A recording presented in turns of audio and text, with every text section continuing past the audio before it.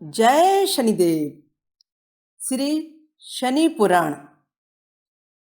श्री शनि पुराण साहित्य को ऑडियो रूप में श्रवण करने वाले सभी श्रोताओं को श्री शनि पुराण की वाचिका, लेखिका, एस्ट्रोलॉजर, शनि साधिका डॉक्टर विभाश्री का नमस्कार है। आज हम श्री शनि पुराण के भाग 14 का पाठ करेंगे। भाग 14 के अंतर्गत आप सुनने जा रहे हैं भगवान राम पर जब शनि की दशा आई तब क्या प्रभाव हुआ। भगवान श्री कृष्ण पर शनिदेव के प्रभाव को जानेंगे। परशुराम पर जब शनि का प्रभाव आया तब क्या हुआ, और रावण के ऊपर शनि दशा का आप सभी जानते हैं, लेकिन इस शनि पुराण में जो एक अलग प्रसंग है उसके बारे में आज आप जानेंगे। इसके अलावा शनि समय में कैसे अपना निर्माण करें, कुछ शांति उपाय। हम सबसे पहले भगवान राम की बात करते हैं। शनि चालीसा में एक बात आती है, राज मिलत वन राम ही दीन्यो, के कई की मति हरि ही लीन्यो। यानी राम को जब राज तिलक होकर अयोध्या का सिंहासन मिलने वाला था, भगवान राम राजा बनने वाले थे, उसी समय राज्य काज मिलने के ही समय में खुशियाँ जब बिल्कुल सामने में खड़ी थी, तभी उनकी उस माँ केकई ने उनके लिए 14 वर्ष का वरदान मांग लिया, और उस शनिदेव की 19 साल की दशा में राम को राजगद्दी मिलते मिलते छूट गई और वनवास मिल गया। और ये कहा गया था कि भगवान राम को शनिदेव ने ऐसा अवसर दिया कि वे मर्यादा पुरुषोत्तम राम जिस उद्देश्य से मनुष्य रूप में आए हैं वह उद्देश्य उनका पूरा हो सके। कभी भी शनिदेव के दो पहलू होते हैं, निर्माण और संहार। यानी कभी भी शनिदेव की पीड़ा एक नया निर्माण देती है। संघर्ष का दूसरा नाम ही शनि पीड़ा है। भगवान राम यदि 14 वर्ष का वनवास नहीं स्वीकार करते तो उनका उद्देश्य ही राम बनकर जन्म लेने का पूरा नहीं हो सकता था। इसलिए ये सब नियति चक्र था, जैसा तुमको कहे विधाता वैसा वैसा जाल बिछाता, होनहार है होकर रहती, शनि पर यूं ही उंगली उठती। नाम शनि का बदनाम होता है। असल में ब्रह्मा जी ने जो पहले विधाता ने, परमात्मा ने नियति चक्र में लिख कर रख दिया है वही सब होने वाला है, और माध्यम उसके शनिदेव बनने वाले हैं। तो भगवान राम को 14 वर्ष के वनवास में जो उनको करना था, सारा सब कार्य उन्होंने किया, और वह सब शनिदेव जी के साथ चलने वाली दशा में किया। और लौटकर जब वापस आए तब अयोध्यापति बने तो मर्यादा पुरुषोत्तम बनकर आए। जब गए थे तो राजकुमार बनकर गए थे, राम बनकर गए थे। जब लौट कर आए तो मर्यादा पुरुषोत्तम राम बनकर आए। इतना बड़ा शनिदेव के समय का निर्माण देखिए। तो राज मिलत बन राम ही दीन्यो, केकई कीमती हरि लीनो। केकई ने जो मंथरा की बात मानी वो भी शनि के प्रभाव से मानी। केकई के ऊपर शनि का प्रभाव था, इसलिए उसने किसी की नहीं सुनी। वो सब जानती थी कि मैं जो कह रही हूँ, कर रही हूँ, उसका नतीजा बहुत बुरा है, पर उसने अपने सर के ऊपर में सारा कलंक ले लिया और राम को वनवास जाने के लिए मजबूर कर दिया। इसके अलावा कहते हैं कि लक्षणाई शक्ति विकल करी डारा, मचिगा दल में हाहाकारा। लक्ष्मण जी को 2 बार मूर्छा आई और दोनों बार शनि के प्रभाव से आई। दोनों बार लक्ष्मण को मूर्छा आने पर यह तो स्पष्ट हो गया था कि प्राण बहुत संकट में है, और यह भी स्पष्ट हो गया था कि भगवान सुर नर मुनि सबके ऊपर में शनिदेव का प्रभाव आता ही आता है। व्यक्ति मृत्यु तुल्य कष्ट से बाहर कैसे निकलता है, वह भी शनि की कृपा हो जाती है। तो जब लक्ष्मण को एक बार रावण ने जब मूर्छित किया था, तब बहुत प्रयास किया था रावण ने कि मैं इनको उठा के लंका ले जाऊं। उसने अपनी सारी शक्ति सामर्थ्य लगा दी थी, पर वो उठा के लंका नहीं लेके आ पाया। एक बार जब मेघनाथ ने मूर्छित किया था, तो मेघनाथ ने भी इतना प्रयास किया था कि लक्ष्मण को उठाकर वो लंका लेके जाए, पर शनिदेव का भार इतना ज़्यादा था कि वो पूरे लक्ष्मण में समा गए। मेघनाथ जो महान शक्तिशाली था, विश्व विजेता था, वह लक्ष्मण को ले जा नहीं पाया। और हनुमान जी जो भक्त थे, शनिदेव के परम मित्र थे, जो राम के काम को करने वाले थे, जो निस्वार्थ भाव से सेवा कर रहे थे, जिनका जन कल्याण ही मुख्य उद्देश्य था, जो सच्चे और परमार्थी थे, वह हनुमान जी लक्ष्मण को उठा के लाते हैं दोनों बार भगवान राम के उस स्थान पर जहाँ पर वो कुटिया बनाकर रह रहे थे दल बल के साथ में। तो ये इस बात का प्रमाण होता है कि यहाँ पर जब किसी को शनि का प्रभाव होता है, शनि की मर्जी के बिना अच्छा और बुरा दोनों नहीं होता, और अच्छा तो बहुत अच्छा होता है जिसकी हमें कल्पना नहीं होती। हनुमान जी की शक्ति और सामर्थ्य का मूल्यांकन उसी समय ज़्यादा पता चला जब उन्होंने संजीवनी बूटी लाकर लक्ष्मण को नया जीवन देने के लिए एक ऐसा काम किया जिसकी कोई कल्पना नहीं कर सकता है। आज आप कल्पना करो कि कहाँ श्रीलंका और कहाँ पर हिमाचल पर्वत, कहाँ पर हिमालय। अब हिमालय की दूरी श्रीलंका से हजारों किलोमीटर की है। जाना हनुमान का वहाँ पर और बूटी खोजना, और नहीं मिलने पर पहाड़ इतना भारी उठाकर लंका लेके चला जाना छोटी मोटी बात नहीं हो सकती। पर यह भी व्यक्ति का संघर्ष और व्यक्ति का परीक्षण है कि वह अपनी जो भी सेवा है उसमें कितना खरा उतरता है। और यही सेवा, यही इतिहास ये बताता है कि व्यक्ति अपने जीवन में शनिदेव की कृपा अनन्य प्रकार से पा जाता है और फेमस हो जाता है। हम इसे नाम भले ही शनि कृपा का दे लें, यह है तो टोटल परमात्मा का लिखा गया विधि विधान। तो इस तरीके से ये कहा गया है कि भगवान राम ने वो सारा काम अपने शनि के समय में किया जो सारा काम करने के लिए मर्यादा पुरुषोत्तम विश्व में आए थे। इसलिए शनिदेव ने निर्माण ज़्यादा किया। निर्माण के पीछे जो थोड़ा संघर्ष था वह हर एक व्यक्ति के जीवन में जरूरी होता है। शिला तराशी गई नहीं तो मूर्त कैसे बन पाएगी। अब आते हैं भगवान श्री कृष्ण के ऊपर। भगवान श्री कृष्ण को एक बार गांधारी ने श्राप दिया था। उस श्राप के समय में भगवान श्री कृष्ण के ऊपर में शनि का प्रभाव था और गांधारी की जिह्वा पर समाये थे। ये भगवान की ही लीला थी। यदि ऐसा नहीं होता तो उनको अंतर्ध्यान होने का, यहाँ से वैकुंठ धाम जाने का अवसर कहाँ मिल पाता था। भगवान श्री कृष्ण की एक छोटी सी कथा यहाँ पर शनि प्रभाव की आपको बता रहे हैं कि उस समय महाभारत का युद्ध जब समाप्त हो गया, तो महाभारत के युद्ध के समाप्त होने के बाद में गांधारी विलाप कर रही थी दुर्योधन को लेकर। और गांधारी को अब इतना विश्वास हो चुका था कि जिस श्री कृष्ण को मैं इतना भरोसा करती थी, उस श्री कृष्ण के ही इशारे पर महाभारत युद्ध हुआ। और श्री कृष्ण चाहते तो युद्ध रुक सकता था, पर श्री कृष्ण ने महाभारत युद्ध कराया और मेरे बेटे के मारने का मुख्य माध्यम भी ये वो श्री कृष्ण ही बने।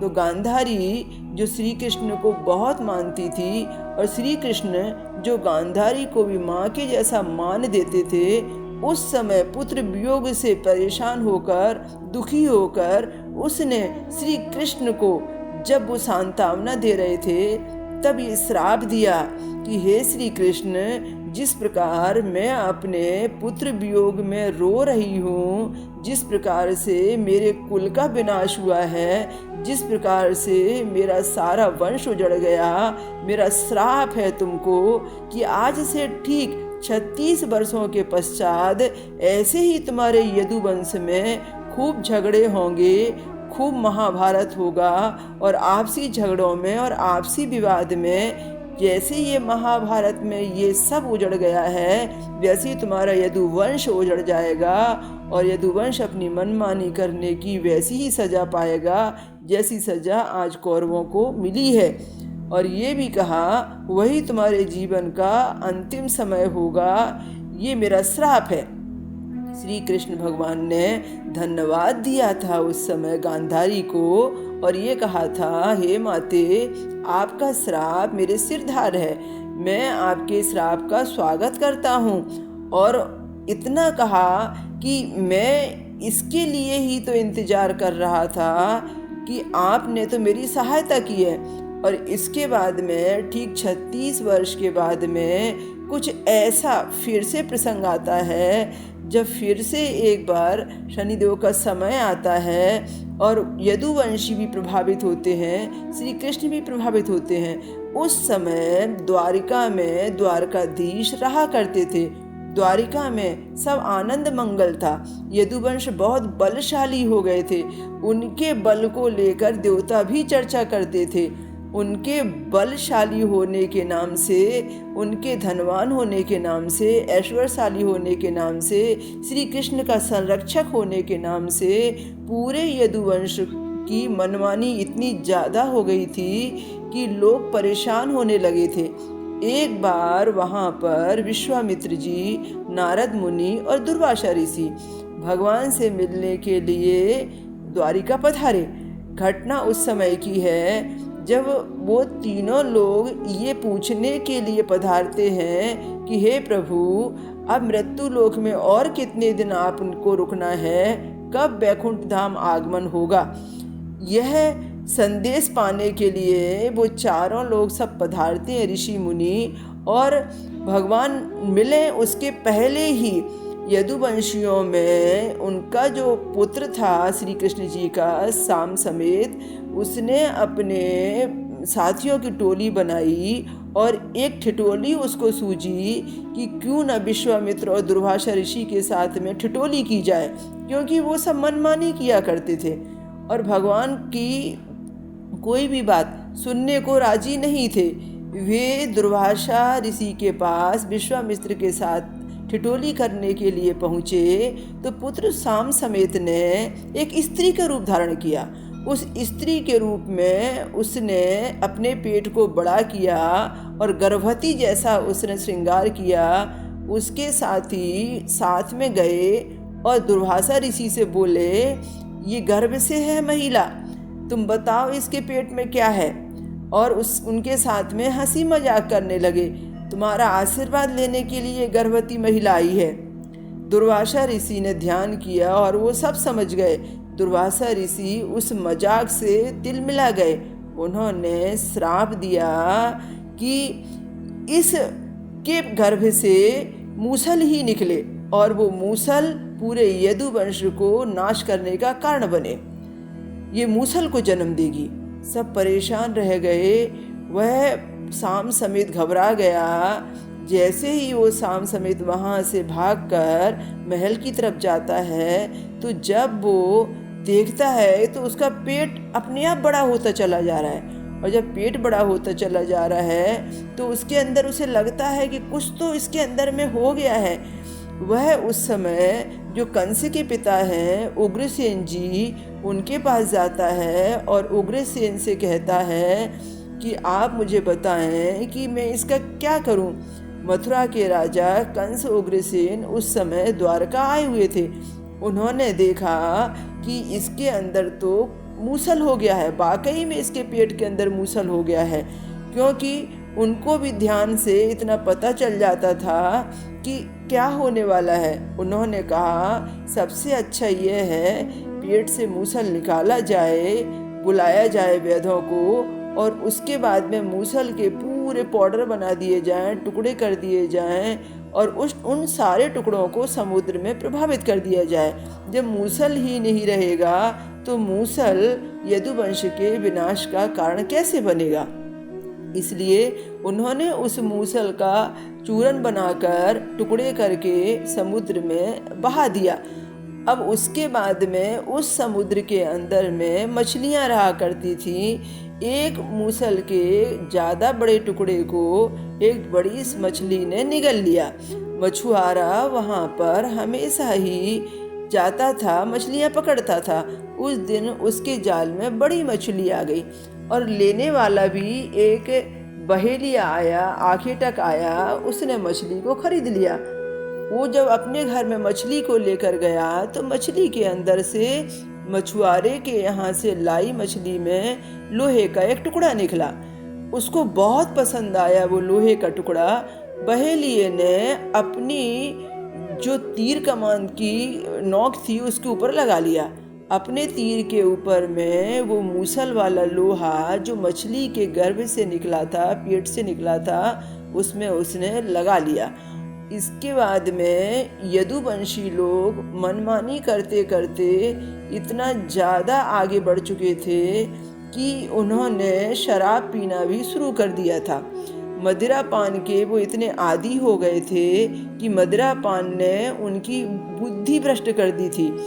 पर बिल्कुल यदुवंशियों को ऐसा करने से श्री कृष्ण नहीं रोकते थे, क्योंकि श्री कृष्ण ने जान समझ के शनिदेव के उस समय काल में उनको, यदुवंशियों को नष्ट हो जाने के लिए ही ऐसा होने दिया। शनिदेव जी के प्रभाव से सारे यदुवंशी अपने आप में मति भ्रमित होकर मदिरा पान करके, ऐश्वर्य का उपभोग करके आपस में लड़ाई झगड़े करने लगे। श्री कृष्ण जी ने काफ़ी सहयोग किया अशुभ घड़ियां देखकर कि कोई घटना चक्र बुरा ना हो जाए। उन्होंने वहाँ से प्रभास क्षेत्र में द्वारिका से अलग होके उनको स्थान परिवर्तन कराया। स्थान परिवर्तन के बाद भी झगड़े खत्म नहीं हुए। बाद में आपस में ही लड़ झगड़ कर आपस में एक दूसरे को मारने मरने पर उतारू होने लगे और उनके अंदर वंश में ऐसी विनाश लीला होने लगी। भगवान श्री कृष्ण यदुवंशियों के नष्ट होने पर बहुत दुखी हुए। उन्हें कुछ समझ नहीं रहा था। कुछ यदुवंशी जो थे वह भी उनके अनुसार संस्कारवान होने को मार्ग नहीं पकड़ रहे थे। शनिदेव के प्रभाव से सब कुछ गलत हो रहा था, अशुभ हो रहा था। और जैसा तुमको कहे विधाता, विधाता ने शनिदेव को वैसा ही इशारा किया। भगवान श्री कृष्ण वैसा ही कुछ चाहते थे, इसीलिए वे सब होने दे रहे थे।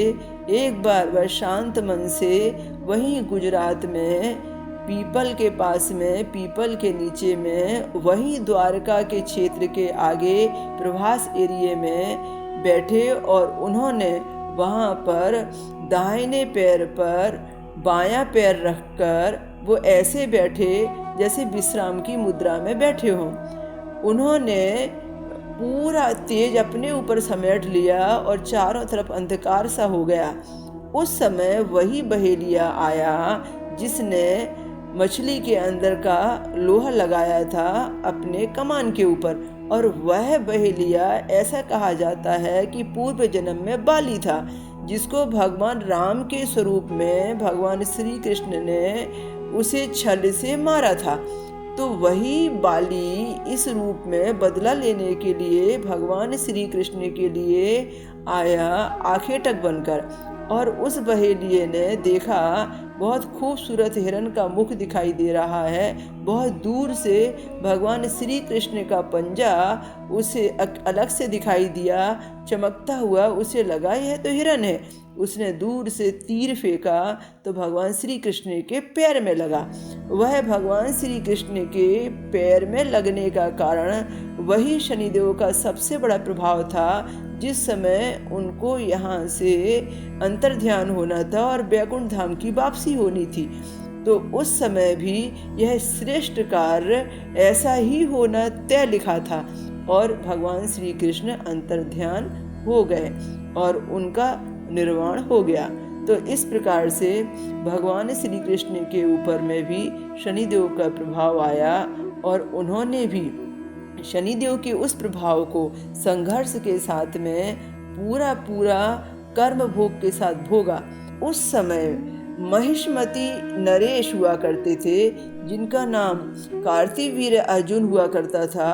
उन्होंने दत्तात्रेय की भक्ति करके उनसे सहस्त्र बाहुओं के बल की प्राप्ति की थी कि जिस बल के आगे कोई कुछ भी उनका नहीं बिगाड़ सकता था। सहस्त्र बाहुओं के बल में इतनी ताकत थी कि वो सहस्त्रार्जुन कहलाने लगा। और सहस्त्रार्जुन ने अपने अहंकार में आकर, अपने बल के अहंकार में ऋषि मुनियों को परेशान करना शुरू किया। ऋषि मुनियों को वो शत्रु समझता था, क्योंकि ऋषि मुनि उसको मार्गदर्शन देते थे। तो उसको ये लगता था कि मुझे हस्तक्षेप किसी का पसंद नहीं, और ये यहाँ पर कुटिया बनाकर क्यों रहते हैं। उसे ब्राह्मणों के द्वारा पूजा जाना, हवन यज्ञ करना, ऋषि मुनियों के द्वारा ज्ञान बांटना, यह कतई पसंद नहीं था। उसे लगता था ये सब राजद्रोही हैं, ये राज आज्ञा का पालन नहीं करते। इसलिए वह हमेशा जमदाग्नि ऋषि को बहुत तकलीफें देता था। कभी उनकी कुटिया जला देता था, आश्रम मिटा देता था। वे यहाँ से वहाँ भटकते रहते थे, जगह जगह जंगलों में अपने शिष्यों को लेकर घूमते रहते थे। यहाँ तक कि उन्होंने ऐसी भी कोशिश की कि सारे जितने भी शिष्य थे जमदाग्नि ऋषि के साथ में पूरे आश्रम को जलाकर नष्ट कर दिया जाए, पर इसमें भी वो नाकामयाब रहा। उनकी सबकी जिंदगी की सुरक्षा परमात्मा ने की। बहुत सारा अत्याचार देखकर भगवान विष्णु ने एक अंश अवतार रूप में परशुराम के रूप में जन्म लिया। परशुराम ने बचपने से ही शस्त्र चलाना सीखा। ब्राह्मण के यहाँ जन्म लेकर भी उन्होंने मन में ये बनाया कि मुझे बड़े होकर सहस्त्र बाहुओं के बल वाले सहस्त्रार्जुन का वध करना है। सहस्त्रार्जुन अपनी मनमानी इतनी करने लगा था कि सारे ब्राह्मण समाज के लोग सब उससे कांपने लगे थे। उसने 2 दल बना लिए थे। क्षत्रिय समाज को एक तरफ कर लिया था और दूसरे दल का वह विरोधी बन गया था। परशुराम जी ने शिव जी की भक्ति की। शिव जी की भक्ति ने परशुराम को एक फरसा दिया, और परशुराम ने कहा कि ये उन क्षत्रियों के संहार के लिए है जो आज ज्ञान के शत्रु हो गए हैं, ऋषियों के शत्रु हो गए हैं, जो आज समाज और प्रजा के शत्रु हो गए हैं। इसलिए अवसर आने पर तुम उनका वध कर सकते हो। भगवान शिव से जब से उनको फरसा मिला, तब से वे परशुराम बन गए। भगवान शिव ने उनका नाम परशुराम रखा।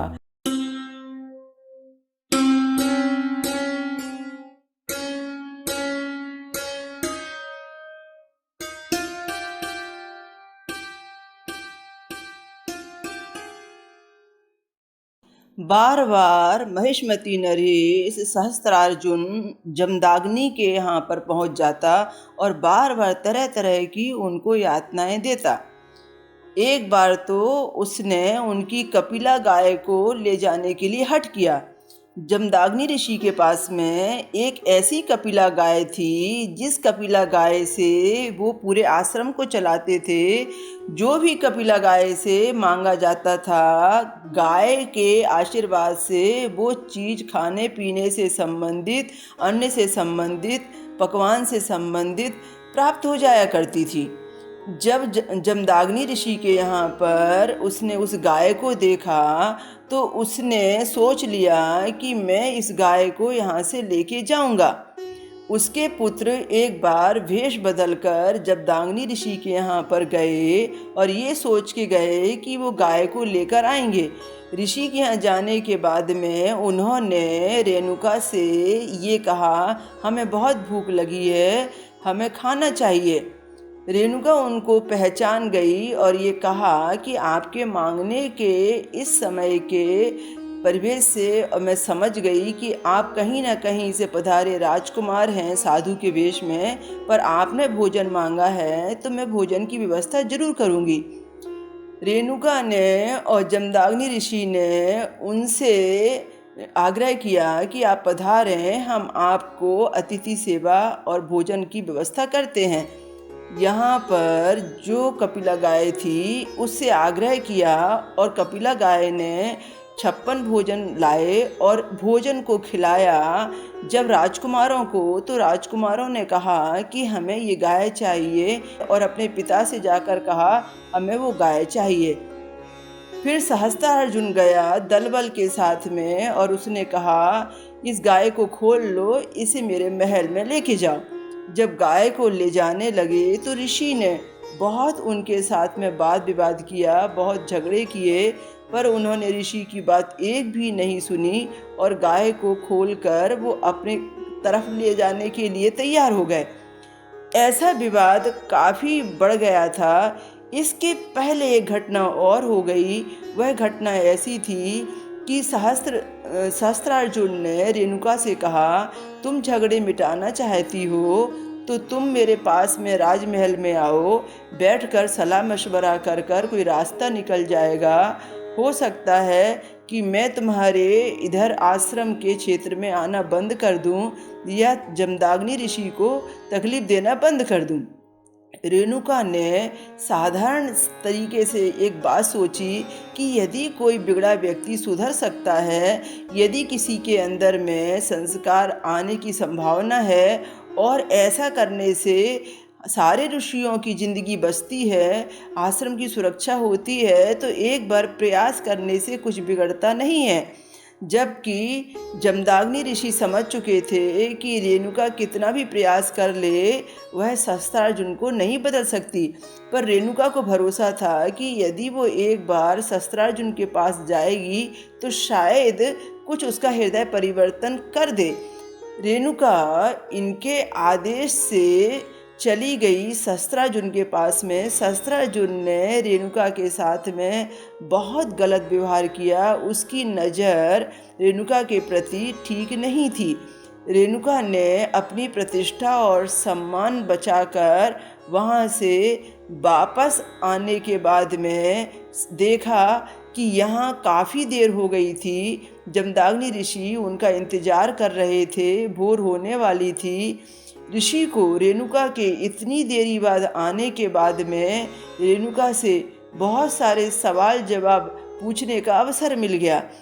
अभी रेणुका ने देखा कि इनके मन में शक आ गया है कि मैं इतनी देर कहाँ थी, क्यों मैं इतनी देर तक नहीं आई वापस। यदि मैं इनसे ये सारी कहानी बताऊं कि किस तरीके से मुझे बंद करके रखा था और किस तरीके से मुझे बेइज्जत करके वहाँ से भेजा और किस तरीके से मैं अपनी सम्मान और प्रतिष्ठा की, सतीत्व की रक्षा करके वापस आई हूँ, तो इनको कुछ भी अभी मेरा बताना बेकार लगेगा, क्योंकि इनके दिमाग में शक का कीड़ा है। ये अब मुझ पर विश्वास नहीं करेंगे। तो रेणुका ने कहा आपको मुझ पर विश्वास होना चाहिए। मैं जन कल्याण के लिए गई थी, परमार्थ के लिए गई थी और मैं सुरक्षित यहाँ तक वापस आई हूँ। मैं जैसी थी पवित्र वैसी ही हूँ। आप मन में संदेह क्यों ला रहे हैं? पर जमदाग्नि ऋषि तो मानने को तैयार नहीं थे। यहाँ समाये शनिदेव जी उनके दिल दिमाग में। जमदाग्नि ऋषि के ऊपर में जब शनि का समय आया तो विनाश काले विपरीत बुद्धि। उतने ज्ञानी ऋषि, उतना परमार्थ करने वाले, लोगों को ज्ञान दान देने वाले अति पूजनीय व्यक्ति, उन्होंने भी अपना संतुलन खो दिया। अब वे शक के नाम से रेणुका से दूर हो गए। अपने बेटों के पास गए और बेटों से कहा, 4 बेटे उस समय उनके साथ रहते थे और परशुराम जो 5वें थे वो रहते थे जंगल में, क्योंकि वो भगवान की तपस्या कर रहे थे। चारों बेटों से कहा आप मेरी आज्ञा का पालन करेंगे? बेटों ने कहा हाँ पिताश्री, हमारे लिए माता पिता की आज्ञा से बढ़कर और कुछ नहीं है। तो उनके चारों बेटों से कहा कि यदि आप मुझे मानते हैं और सही माने में पिता की आज्ञा का पालन कर सकते हैं तो मेरा आदेश है कि तुम्हारी माँ की हत्या कर दो। मुझे तुम्हारी माँ के ऊपर शक है। वे बेटे अंदर से एकदम कमज़ोर हो गए, तिलमिला गए, दुखी हो गए, परेशान हो गए। उन्होंने कहा नहीं नहीं, ये अनर्थ हम नहीं कर पाएंगे। आपकी इस आज्ञा का पालन हमसे ना हो सकेगा, चाहे लोग हमें कितना भी बुरा बोलें। पर आपको शक है, ये गलत है। कुछ समय बाद आपको सच सामने में आ जाएगा। पर उन्होंने कहा कि आप चारों बेटे मेरे लिए बिल्कुल बेटे कहलाने लायक नहीं हैं। इस तरीके से उन्होंने उस समय में इंतज़ार किया परशुराम का। परशुराम के आने का समय भी उसी समय तय हुआ। परशुराम जब वहाँ आए तो माहौल देखा कि रेणुका माँ एक तरफ, चारों भाई एक तरफ, साथ में पिताश्री बाहर खड़े हुए, और माहौल जो था वो बहुत ज़्यादा दुखी और परेशान कर देने वाला था। लंबे समय के बाद में भी माता को मिले, माता को प्रणाम किया, माता के गले लगे और माता से कहा, माता देखो मुझे फरसा दिया है, मुझे भगवान शिव ने परशुराम बना दिया है, मैं राम से परशुराम बन गया हूँ। वे बहुत खुशी व्यक्त कर रहे थे माता के प्रति। इधर पिता से मिले और पिता ने कहा कि मुझे तुम पर बड़ा गुरूर है, तुम मेरी एक आज्ञा का पालन करोगे? तब परशुराम ने कहा कि पितृ देवताभ्यो भवा, आप मेरे लिए देवता तुल्य हैं, आप कहकर तो देखिए। परशुराम ने कहा, पहले मुझे वचन दो कि तुम मेरी आज्ञा का पालन करोगे। सही मायने में तुम पितृभक्त हो और तुम मुझे मानते हो, तो मुझे पहले वचन दो कि तुम उस वचन को पूरा करोगे। इन्होंने वचन दिया, कहा कि मैं वचन देता हूँ कि मैं आपकी हर आज्ञा का पालन करूँगा, आप आदेश तो दीजिए, आप जो भी आज्ञा करेंगे वो मैं अपनी पितृभक्ति से ये साबित करूँगा कि हाँ, मेरे जैसा कोई पिता को मानने वाला नहीं, आप मुझे जो आज्ञा देंगे मैं वही करूँगा। अब वचन लेने के बाद में परशुराम ने कहा, वह जो तुम्हारी माँ है, मुझे उनका सर ला के दो, उनका सर काट दो। वह हैरान रह गए कि मैंने बिना आज्ञा पूछे वचन कैसे दे दिया। बिना आज्ञा पूछे किसी को भी वचन नहीं देना चाहिए था कि वो क्या करवाना चाहते हैं, और माँ का सर अलग कैसे करूं। उन्होंने पिता को बहुत समझाने की कोशिश की, पर पिता ने कहा कि नहीं, मैंने तुमसे कहा था कि तुम वचन दो और तुमने वचन दिया है, वचन की रक्षा करो और तुम्हारी माँ का सर काटो। कहते हैं कि परशुराम पे छाए जो दाता, उनने माता का सर काटा, अच्छे बड़े भूले को बुरा बनाता, व्यक्ति अपना रंग दिखाता। अच्छे भले को बुरा बनाता, व्यक्ति अपना रंग दिखाता। कहीं धूप और कहीं है छाया, किसी ने तेरा पार न पाया। तुमने कभी क्या कर देना, भेद किसी ने कभी न जाना। कभी तुम शत्रु कभी सहायक, क्या कोई समझे ग्रहों की नायक। शनिदेव के बारे में कहा गया है कि परशुराम के सर पर जब उन्होंने पितृभक्ति का भूत सवार किया तो उन्होंने अपनी उस माता का वध कर दिया, जिस माता के बिना उनका जीवन ही कुछ नहीं था, जिस माता के लिए वो तरसते थे और मातृभक्त भी थे। अब उसके बाद में वो विलाप करने लगे तो पिता ने कहा, मैं तुमसे बड़ा प्रसन्न हूँ, तुम ही मेरे सबसे श्रेष्ठ पुत्र हो, मांगो तुम क्या वरदान चाहते हो, मैं तुम्हें सब कुछ आज दे सकता हूँ, मैं आज बहुत खुश हूँ। तब परशुराम ने कहा, यदि वास्तव में आप मुझसे प्रसन्न हैं और वास्तव में मुझे पुत्र मानते हैं, मैं तुम्हारा सुपात्र पुत्र हूँ और वास्तव में मैं पितृभक्त हूँ, तो मुझे यदि वरदान देना चाहते हो तो मेरी माता को जीवित कर दो, यही मेरे लिए सबसे बड़ा वरदान है। जब वह शास्त्रार्जुन कपिला गाय लेने के लिए आया और गाय ले जाने लगा और परशुराम ने उस समय में उपस्थिति न देकर जमदाग्नि ऋषि के साथ में बहुत झगड़े हुए, क्योंकि परशुराम उस समय कुछ पल के लिए जंगल गए हुए थे, वन में गए हुए थे, वो थे नहीं आश्रम में। और उस समय में उनकी उपस्थिति न देखकर जमदाग्नि ऋषि से जो उन्होंने झगड़े और जो उन्होंने युद्ध किए हैं, उस युद्ध में उसी तरह से जमदाग्नि ऋषि का उन्होंने वध कर दिया, जिस तरीके से कहते हैं कि रेणुका का सर काटा गया था। जमदाग्नि ऋषि के अंत होने के बाद में, देहांत होने के बाद में जब परशुराम लौटे तो परशुराम ने देखा कि यहाँ मेरे पिता का जो हत्यारा है वो शास्त्रार्जुन है और मुझे भगवान ने फरसा दिया है। अब वो समय आ गया है कि इसका अंत होना चाहिए और इसकी बहुत अति हो चुकी है, अब पाप का घड़ा भर चुका है। अब उन्होंने जमदाग्नि ऋषि के वध का बदला लेने के लिए और सारे ऋषियों के ऊपर जो अत्याचार हो रहे थे उनसे सबको मुक्त कराने के लिए शस्त्रार्जुन का वध करने के लिए संकल्प लिया। और फिर शस्त्रार्जुन को वध करने के लिए उन्होंने हर दृष्टिकोण से अपनी वो विद्या का उपयोग किया जिसके लिए उन्होंने परशुराम के रूप में जन्म लिया था। कुछ परिस्थितियां ऐसी पैदा हो गईं जिन परिस्थितियों में वह इतनी मनमानी करने लगा शस्त्रार्जुन कि उसने एक बार लंकापति रावण को तक बंदी बना लिया था, पवित्र नदियों में विहार करने लगता था, चरित्रहीनता की उसने सीमा रेखा पार कर दी, पवित्र नदियों में रमणियों के साथ में मद्यपान करना, नौका विहार करना, ये सारी बातें वह पथभ्रष्ट करने वाली कर रहा था। परशुराम ने एक बार शस्त्रार्जुन का वध कर दिया।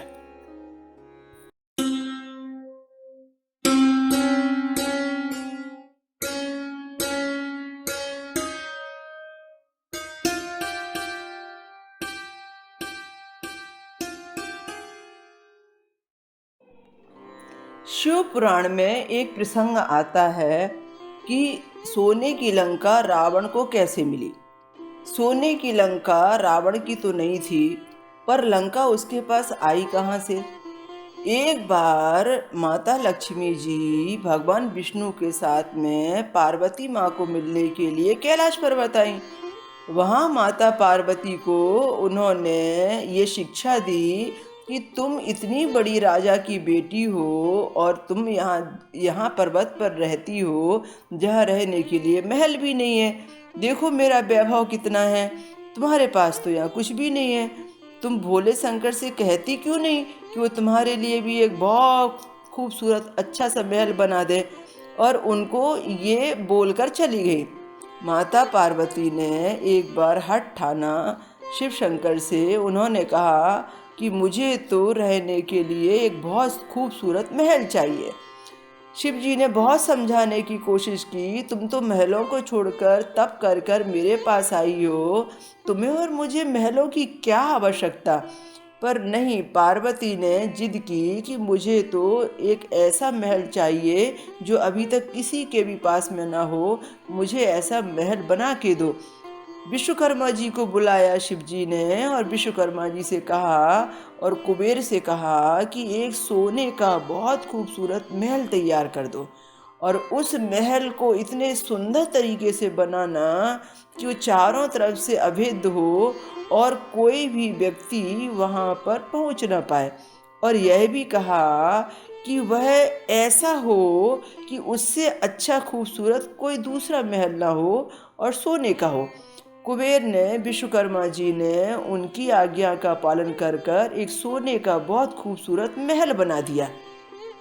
उस महल के तैयार होने के बाद में अब सवाल उठता है कि पार्वती जी को सारे देवी देवताओं को बुलाना है, सबको बुलाकर फिर वास्तु पूजन कराना है, क्योंकि पार्वती जी को अब ये था कि मैं सारे लोगों को बुलाकर ये कैसे दिखाऊं कि मेरे पास महल है, भगवान ने मुझे इतना सुंदर महल दिया है और इस महल में अब मैं यहाँ आनंद से रहने वाली हूँ। मेरे महल के, मेरे वास्तु के दर्शन भी हो जाएं सबको और सभी लोग मेरे यहाँ वास्तु प्रवेश में शामिल भी हो जाएं।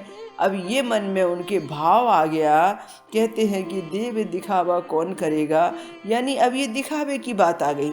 सब जगह देवी देवताओं, ऋषि मुनियों को, ग्रहों को आमंत्रण दिया गया। सब लोग वहाँ पहुँच गए। पहुँचने के साथ शनि महाराज भी पहुँच गए। प्रसंग में आता है कि वहाँ पर शनि महाराज जी चुपचाप बैठ गए। अभी सभी लोग परेशान थे और सोच रहे थे देवतागण कि यदि पार्वती जी शिव जी के साथ में इस महल में रहने लगीं तो क्या होगा। भोले शंकर जो दुनिया को संहारकारी शक्ति का सारा सा कार्य संभालते हैं, इसमें यदि वो व्यस्त हो गए तो दुनिया उनसे कैसे वरदान पाएगी, दुनिया कैसे संरक्षण पाएगी, वे दुनिया को कैसे देखेंगे, दुनिया की संहार लीला कैसे करेंगे। पार्वती जी को उनके साथ में इतना ज़्यादा अभिन्न रूप से अटैच होने के बाद में हमारे कार्य सिद्धांतों में बहुत बाधा आने वाली है। हमें शिव जी को इस बंधन में बंधने से रोकना होगा, पर समझ नहीं आता था इस महल में प्रवेश करने से रोका कैसा जाए। इधर पार्वती जी ने शिव जी से कहा, कोई श्रेष्ठ ब्राह्मण बताओ जो हमारे यहाँ आके वास्तु पूजन करे। तो शिव जी ने कहा, आज के समय में तो मेरा परम भक्त रावण, जो ब्राह्मण भी है, श्रेष्ठ भी है, ज्ञानी भी है, उसी को बुला लेते हैं, वो वास्तु पूजन करेगा। रावण को बुलाया गया, रावण ने वास्तु पूजन किया। वास्तु पूजन के समय में शनिदेव से ये कहा गया, सारे देवी देवताओं ने अनुनय विनय करके, कि आप कुछ ऐसा जतन करें कि ये जो लंका है ये यहाँ से हट जाए और शिव जी और जो पार्वती माँ है वे बिल्कुल जैसे थे पहले वैसे ही हो जाए और कैलाशवासी बन जाए। तब शनिदेव जी कहने लगे कि मुझे क्या करना है। तब लोगों ने सूझ बताई कि तुम्हें कुछ नहीं करना है, बस जब रावण दक्षिणा मांगे तो रावण के ऊपर में अपनी सवारी दिखा देना, रावण पर दृष्टि लगा देना। फिर वैसा ही हुआ। पार्वती जी ने कहा, शिव जी ने कहा कि बोलो ब्राह्मण, क्या दक्षिणा चाहिए, हम आपको दक्षिणा दिए बिना वास्तु प्रवेश कैसे करेंगे। हम इस वास्तु में रहने का सुख तभी पाएंगे जब तुम्हारी दक्षिणा से हम मुक्त हो जाएंगे। तो रावण ने कहा, मैं तो बड़ा सौभाग्यशाली हूँ, मेरे गुरुवर मेरे इष्ट ने मुझे ब्राह्मण रूप में सम्मानित करके मुझसे देव पूजन करवाया, वास्तु पूजन करने का मुझे सौभाग्य मिला, मुझे क्या चाहिए। और ऐसा कहते कहते उसने दक्षिणा मांगी, यदि आप मुझे देना ही चाहते हैं तो जिस स्वर्ण महल का मैंने वास्तु पूजन करवाया है यही मुझे दक्षिणा में दे दीजिए। जब उसने कहा यही मुझे दक्षिणा में दे दीजिए, तब तो पार्वती जी को बहुत क्रोध आया।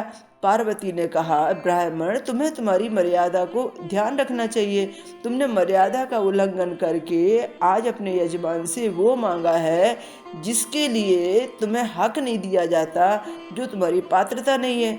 और तुम्हें ऐसा मांगना नहीं चाहिए था जिसको मांगने से जो तुम्हारा यजमान बना था उसको पीड़ा हो। जब रावण लंका में जाने लगा अपने स्वर्ण महल को लेकर, तो पार्वती ने क्रोधित होकर रावण को श्राप दिया और ये कहा कि जिस तरीके से तुमने मेरी खुशियाँ छीनी हैं, मुझसे ये स्वर्ण महल छीन कर तुम ले जा रहे हो अपने यहाँ पर, ठीक इसी प्रकार से ये एक दिन ऐसा आएगा कि सोने का यह महल जलकर राख हो जाएगा और तुम्हारे विनाश का कारण बनेगा।